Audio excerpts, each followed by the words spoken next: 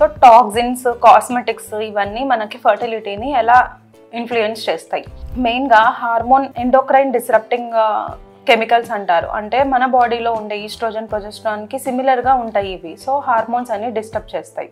సెకండ్ది bisphenols, BPS అంటారు. అంటే ప్లాస్టిక్స్ ఇవన్నీ ఎగ్ గ్రోత్, మెచ్యురేషన్ని ఇబ్బంది పెడతాయి. అలాగే పీసీఓడి ప్రాబ్లం కూడా వస్తుంది. అండ్ మగవారిలో చూసుకుంటే టోటల్ కౌంట్ కానీ, మొటిలిటీ కానీ, అలాగే స్పర్మ్ యొక్క క్వాలిటీ కానీ డిస్టర్బ్ అయిపోతుంటాయి. సెకండ్ది వచ్చేసి ఫ్రేగ్నెన్సెస్. వీటినే సీక్రెట్ కాక్టైల్ అని కూడా అంటారు.